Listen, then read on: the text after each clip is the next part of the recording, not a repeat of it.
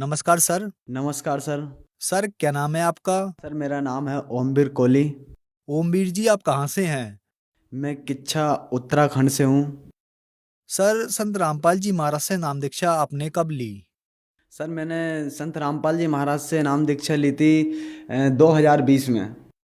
ओमवीर जी, अपने भक्ति सफर के बारे में बताइए। आपने क्या क्या भक्ति साधनाएं पूजाएं की हैं? सर मैं पहले शिव जी की भक्ति करा करता था, हनुमान जी की भी भक्ति करता था। और मैं मूर्ति बनाने का काम जानता हूँ। मैं मूर्तियाँ भी बनाता था देवी देवताओं की। और सर मैंने जो समाज के जो साधु संत होते हैं, बड़ी बड़ी जटा रखाए हुए होते हैं, मैं तो भगवान की तलाश में मैं सोचता भाई इनको ही पता होगा। तो मैं उनके साथ में भी बहुत संगत करी है, नागाओं की, इनके मतलब अखाड़े में भी गया हूँ मैं। वहाँ पे खूब संगत करी है, पर मेरी आत्मा को संतुष्टि नहीं हो रही थी। बस ये लोग नशा ही नशा करते रहते हैं और बाकी कोई परमात्मा के बारे में जिक्र ही नहीं करना चाहते हैं। तो हुआ मेरी आत्मा को संतुष्टि नहीं मिलती थी।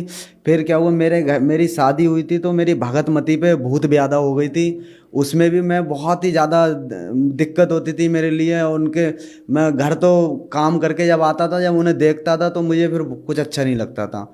उनको देख कर मुझे बहुत टेंशन होती थी और भूत ब्यादा मेरे घर में बहुत ज़्यादा थी। और उनको बीमारी भी थी, मतलब टाइफाइड वगैरह और भी बीमारियां हो जाती थी।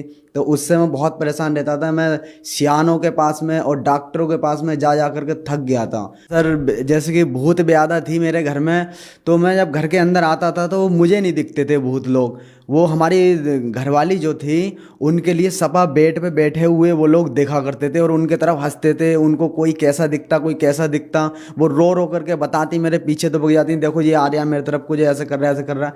मैं बहुत परेशान था। मैं शिव जी की भक्ति करता था। फिर मैं घर में आने के बाद धूप बत्ती लगाता था और शिव जी से फिर मतलब कहता था कि शिव जी ऐसे ऐसे मेरे घर में ये दिक्कत हो रही है, ये आप दूर करो। पर कुछ नहीं होता था। वो भूत लोग हंसते थे, बोले कौन है, कोई शिव जी नहीं है जे, वो ऐसे ऐसे करते थे। तो मुझे बड़े, मैं रोने लग जाता। मैं कहता बताओ, भगवान भी साथ नहीं दे रहा है और कोई किसी के साथ नहीं दे रहा। घर में भी कोई लोग साथ देना नहीं चाहते थे, क्योंकि भूत से तो सभी डरते हैं कि भाई हमसे नहीं चिपक जाए। तो इसीलिए कोई साथ नहीं देता था। तो मैं अपनी मम्मी को समझाता था, तो मेरी मम्मी को मैंने सब बात बताई। तो मम्मी के ऊपर भी भूत आकर के मुझसे बोलने लगा, बोला। तो मैंने कहा बताओ, जिसको मैं बताना चाहता हूँ उसी के ऊपर आकर के जो लोग मेरे लिए ऐसे करते हैं। फिर मैं कहता था तुम मेरे ऊपर भी आकर देखो एक बार। तो बोले तेरे ऊपर ही तो बस नहीं चल रहा है, नहीं तो तेरे पे भी आ जाए हम, पर तेरे ऊपर आ नहीं पा रहे हैं। मैंने कि क्यों नहीं आ पा रहे हैं? बोले तेरी कोई ना कोई तो रक्षा कर ही रहा है। तो ऐसे करके बोलते। तो मुझे इतना एहसास होता था कि परमात्मा का हाथ हमारे सर पे है, पर परमात्मा है कौन ये नहीं पता था।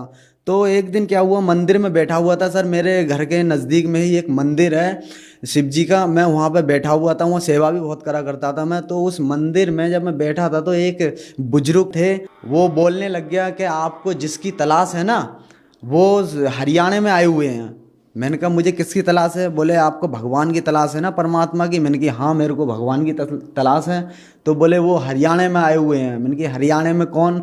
तो बोले संत रामपाल रूप से आए हुए हैं। मैंने कहा अच्छा। तो मैंने मोबाइल में फिर निकाला, बोले मोबाइल में उनका बहुत आ रहा है। तो मैंने मोबाइल में निकाल के देखा संत रामपाल जी महाराज के बारे में। तो उसमें जब देखा तो परमात्मा का, मैंने जब सत्संग देखा संत रामपाल जी महाराज का, तो उसमें वो बताते हैं कि भाई जब तक गुरु ना मिले सांचा, तब तक बदलो दस पांचा। और गुरु के शरण में आने के बाद में हमारे सभी संकट दूर हो जाने चाहिए। और गुरु के शरण में आकर अगर संकट दूर नहीं होते हैं तो उस गुरु को त्याग देने चाहिए। जैसे एक डॉक्टर के पास हम जाते हैं, अगर उस डॉक्टर के पास हमारी मर्ज सही नहीं हो रही है तो हमें दूसरे डॉक्टर के पास जाने चाहिए। ये नहीं कि उसी की चारपाई पे पड़े होकर के और दम तोड़ देने चाहिए, ऐसा नहीं। तो इसीलिए अगर गुरु भी अगर हमें सही नहीं मिला हुआ तो गुरु चेंज कर देने चाहिए। तो मैंने कहा यार बात तो बड़ी अच्छी कह रहे हैं जे। तो मैं संत रामपाल जी महाराज के सत्संग सुनता रहा सुनता रहा सुनता रहा। एक दिन क्या हुआ, बारिश हो गई खूब तेज की, और हमारे टीन सेट है मेरे घर में। तो टीन सेट में से पानी टपकने लग गया। तो हमारी जो घरवाली थी वो अकेली थी घर पे, मैं बाहर था। तो पानी की खूब मोटी धारा एकदम गिरने लग गई, चिचिया गए। तो उनने परमात्मा कबीर साहब जी को, संत रामपाल जी महाराज को एक बार उनको याद कराता हमारी घरवाली ने कि हे परमात्मा, अगर आप सत्संग देते हो, आप सदगुरु हो, तो मेरे घर का ये पानी टपक रहा है ये बंद कर दो। और लाइट भी नहीं थी उस वक्त, बारिश आ रही थी, तूफान जैसा आ रहा था। तो वो पानी एकदम झम हो गया। फिर जो है मेरे घर में भूत ब्यादा थी, वो भी हल्के हल्के, मतलब जब पूर्ण परमात्मा संत रामपाल जी महाराज से मैंने जब नाम दीक्षा ली थी, फिर उसके बाद में मेरे घर में भूत ब्यादा के जो जितने भी चक्कर थे वो सब समाप्त हो गए। ओमवीर जी, आप बहुत परेशान थे। हम साधु संतों की तलाश इसलिए करते हैं कि हमें लाभ मिले, हमारे दुखों का निवारण हो। तो संत रामपाल जी महाराज को अपना गुरु बनाने के बाद आपके क्या अनुभव रहे?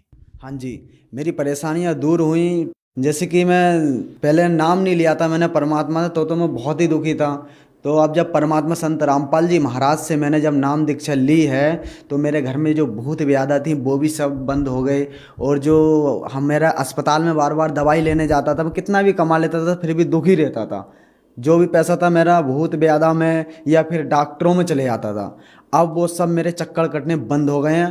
और मैं चाहे थोड़ा कमाऊं पर परमात्मा की दया से बढ़िया से आराम से खा रहा हूं और खूब खुशी से रह रहा हूं। संत रामपाल जी महाराज के शरण में जब से आया हूं, जब से मुझे कोई दिक्कत नहीं है और बढ़िया सुख शांति से रह रहा हूं। मैं सर पहले नकली जो बाबा लोग हैं, जो साधु लोग, इनके साथ में पहले रहा करता था। मैं तो परमात्मा की चाहत में इनसे चिपका, तो इन्होंने मुझे नशे से लगा दिया। मैं नशे करने लग गया था। मैं बड़ी बड़ी चिल्में खूब भर करके पी जाता था उनके साथ में बैठे बैठे, और खूब मेरी आंखें चढ़ जाती थी। ये समझ लो, सुबह उठता था तब भी यही चरस पीता था चिल्मों में भर के, और शाम के सोते समय तक, रात के 12 बजे तक ऐसे ही बनाता था। मतलब चिल्में पीते रहता था। वो धूने पे बैठ करके, एक मंदिर के अंदर धूना जला करके उसमें चाय बनाते थे, कभी भोजन बनाते थे, कभी चिलम बनाते थे, वहाँ बैठ बैठ के पीते थे।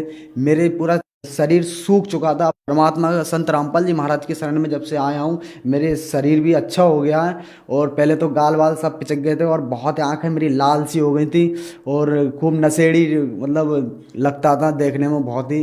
संत रामपाल जी महाराज से जैसे ही मैंने नाम लिया है, मेरे सब नशे छूट गए और मैं आज सुख का जीवन बिता रहा हूँ। ओमवीर जी, बड़ी विडंबना है। हम साधु संतों की तलाश इसलिए करते हैं कि हमारे दुख परेशानियां दूर हों, हमें लाभ मिले। लेकिन आप जिन भी साधु संतों के पास गए, संत रामपाल जी महाराज को छोड़कर, उन्होंने आपके दुख तो दूर नहीं किए, बल्कि आपको नशे की लत लगा दी। तो जो दर्शक आज आपको टीवी पर देख रहे हैं और उनको भी ऐसा लगता है कि सभी साधु संत एक जैसे होते हैं, तो उनके लिए आप क्या कहना चाहेंगे? सर मैं भक्त समाज के लिए ये कहना चाहता हूँ, सभी संसार के लिए यही कहना चाहता हूँ कि जो नकली साधुओं से और नकली गुरुओं से जो लगे हुए हैं, उनसे दूर हटें और संत रामपाल जी महाराज के ज्ञान को समझें। वो क्या ज्ञान देने जा रहे हैं, सभी शास्त्र हमारे क्या गवाही दे रहे हैं। सभी शास्त्र एक परमात्मा की तरफ उंगल उठा रहे हैं। वो परमात्मा कौन है और वो कहाँ रहता है, इसकी जानकारी सदगुरु संत रामपाल जी महाराज सभी शास्त्रों के अनुसार बढ़िया करके समझा रहे हैं। सभी समाज से मैं यही कहना चाहता हूँ कि सतगुरु संत रामपाल जी महाराज की शरण में आएं और अपना कल्याण कराएं और ये नकलियों के चक्कर में ना पड़ें जो आपको लूट रहे हैं। अगर आपका भी इन पर विश्वास है तो आप इनसे यही पूछो कि भाई परमात्मा कौन है, कहाँ रहता है, तो ये यही कहते हैं कि निराकार है।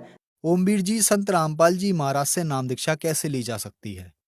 सर संत रामपाल जी महाराज से नाम लेने के लिए हम सत्संग देखते हैं इस चैनल पे, उसके नीचे एक पट्टी आती है, उस पर नंबर छपे हुए आते हैं, उस पर नंबर पे कॉल मिलाएं और आश्रम बात करें। वो आपके किसी भी नज़दीकी नाम स्थल केंद्र का नंबर बताएंगे, वहाँ से संपर्क होगा आपका और फिर उस हिसाब से आप नाम ले सकते हैं और सदगुरु संत रामपाल जी महाराज की शरण में आ सकते हैं।